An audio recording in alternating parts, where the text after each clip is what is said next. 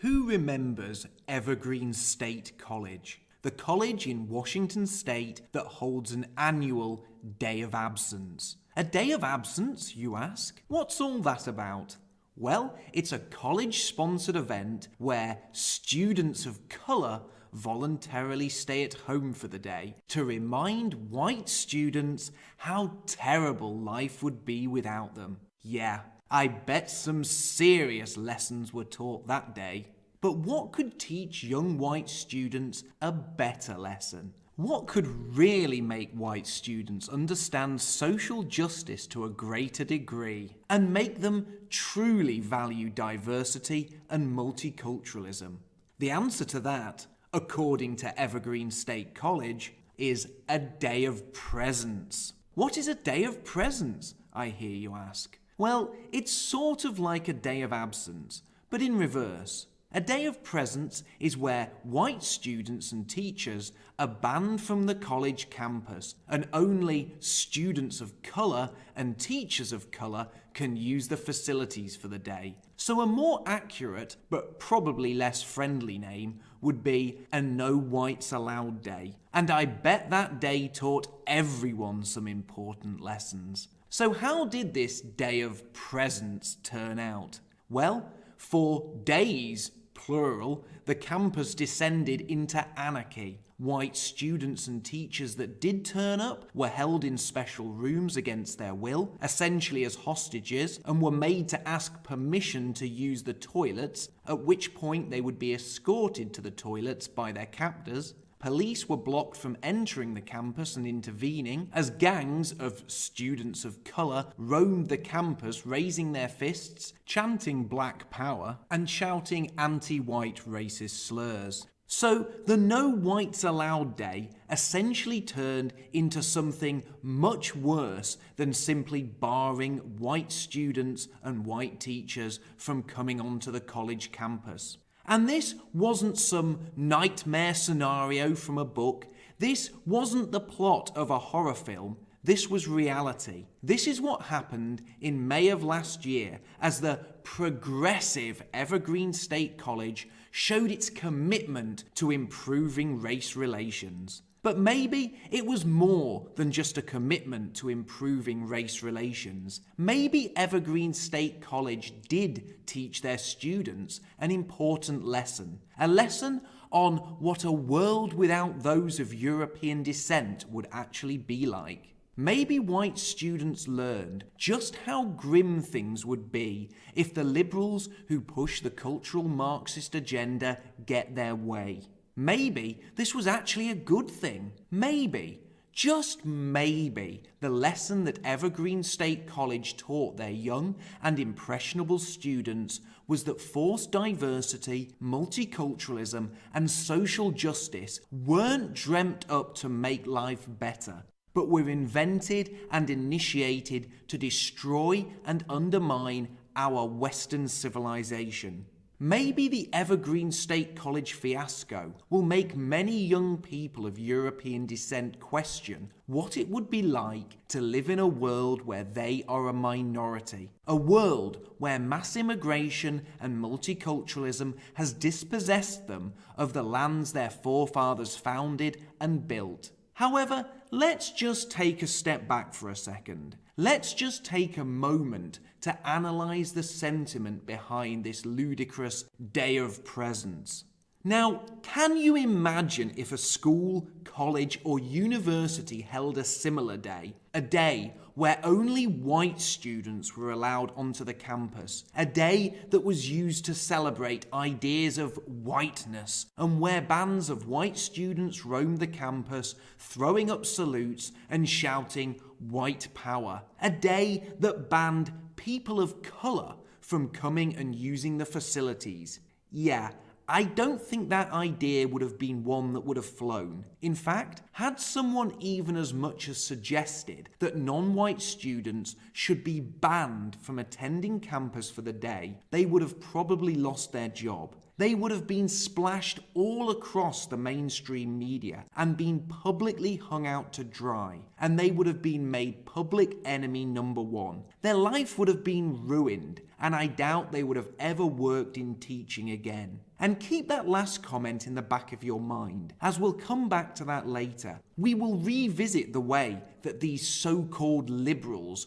treat those in the teaching profession who don't adhere to the politically correct narrative.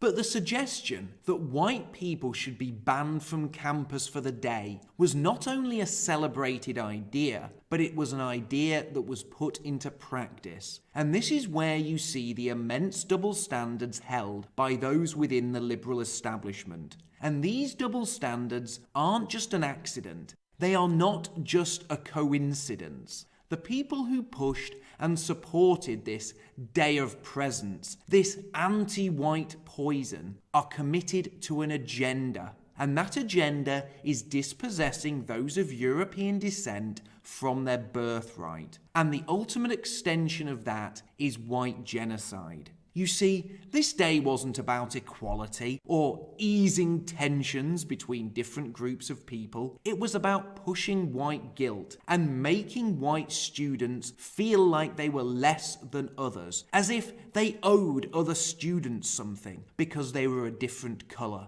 This day was about making white students feel subservient, like second-class citizens. This event was about creating and fostering disharmony. But interestingly, the little experiment at Evergreen State College showed what might happen in the future, what might happen on a larger scale if whites do become a minority in their ancestral homelands. Not only will they become second-class citizens, but the genocide we speak of might not simply be a genocide of planned demographic change, as outlined in the UN definition of the word genocide. It might not be a slow and undignified process of being bred out. It might be something far more violent. I've talked about white genocide a lot before and made a video earlier this year called White Genocide Explained. It's a great starting point for those new to this topic and it's linked in the description below. But where else can you see examples of this happening? Where else can you see examples of white people becoming a minority? White people losing control of the nations their forefathers founded? Well, you only have to look to Zimbabwe, formerly named Rhodesia, and of course, South Africa. These are two nations, both founded by those of European descent, built by the hands of Europeans, and culturally rooted in the ways of Western civilization. And look what happened to South Africa and Zimbabwe. The same Western media and white liberals who cheered and celebrated when South Africa transitioned to black rule are now saying very little as the new progressive government passes laws to confiscate the land of the remaining white farmers. And what will happen when the last white farmer has been kicked off their land? Well, if the case of Zimbabwe is anything to go by, the people will starve. The nation will beg for Western foreign aid, and the quality of life will massively diminish for everyone. And what happened at Evergreen State was a microcosm of this. It was just a window to a future where those of European descent have become minorities, where those of European descent are no longer in control of their own destiny. And for that, I thank Evergreen State, because this is one social experiment that has backfired on the liberal establishment. You see, white students and teachers won't forget being forcibly locked in rooms and being told that they had to ask for permission to go to the toilet. They won't forget the humiliation of being walked to the bathroom in the way a felon being tried in a courtroom might be treated. But what had these students been found guilty of? What had they done to deserve this treatment? Well, they were the wrong colour. They were white. But why am I talking about this now? Why is this an issue a year later? Because the fallout from this day of presence at Evergreen State is still being felt, and felt in a big way. You see, this event has led to a massive drop in enrollment at Evergreen. In fact, Evergreen State has announced a 20% drop in new students, leading to a $6 million loss in funding. This has led to Evergreen State cancelling 20 faculty lines and closing the openings for 19 vacant staff positions, with the prospect of 20 already existing staff positions being cut in the future. So all of this social justice has just come around and bitten the establishment right on its backside. And it's hit them where it hurts, right on the bottom line. In fact, it's cost them $6 million in funding and potentially lost 20 existing staff members their jobs. And am I sorry about that? No, I'm not. Remember earlier this year when nationalist blogger Tiana Dalikoff was suspended from a school in Florida for daring to espouse opinions that went against those of the politically correct establishment? Remember how she was hounded by the media, the left, and the school gave her no support whatsoever?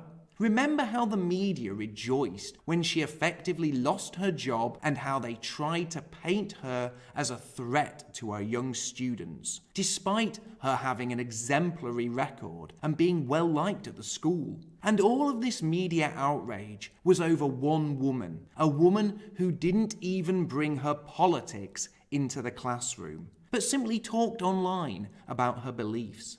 Well, I didn't see the mainstream media calling for anyone to be sacked after the anti-white debacle at Evergreen State College. There were no calls by the usual suspects to defund the college, which for the record is state-funded, and by state-funded we mean paid for by the taxpayer. We didn't see calls to sack members of the staff who supported this racist day of presence. Again, this only shows the hypocrisy of the establishment. But the administration of Evergreen State got their just desserts. They got their comeuppance. Not from a concerted effort by the controlled media, but by the public. They got what was coming to them, and they got it from people power. These liberals wanted a day of absence, and then they wanted a day of presence. They wanted to discriminate against white students. They wanted to push social justice, to make white students feel guilty for merely existing. And then they presided over a situation where those white students who did have the audacity to turn up for lessons were forcibly held in a room against their will. And now these liberals are left with a $6 million shortfall in funding. They are left contemplating unemployment. But they aren't contemplating unemployment because of a campaign whipped up by the media or by pressure groups. These people are not losing their funding because it was taken away by the establishment or because liberal lobbyists have pressured crooked politicians into withdrawing it. These people are facing financial problems because of people power. Because the very people they rely on in order to maintain their funding have turned their backs and walked away from Evergreen State. So thank you, Evergreen State College. You taught tens of thousands, maybe hundreds of thousands, maybe even millions of young people of European descent just what being a minority might look like for them. You showed America and the world how social justice, even on a small scale, leads to failure. You showed everyone that multiculturalism and diversity are just anti-white policies, and for your slavish devotion to those anti-white policies, you are now paying the price. But most of all, thank you for showing those of European descent that we can fight back, that we can make a difference, that if we stand together and if we work as one, we can beat you, we can defund you, and we can make our voice heard. Thank you for listening. If you enjoyed this podcast, please help spread the message by liking and sharing it on social networks. If you want to hear more from me, please hit the subscribe button, as new videos are posted every week. You can also read my book, The Fall of Western Man. It's available as a free ebook and in both hardback and paperback, and all the links are in the description below. Finally, if you want to join in the discussion with me, feel free to add me on Facebook and follow me on Twitter. Also, you can now follow me on Gab, mines and BitChute as well. Everyone's welcome.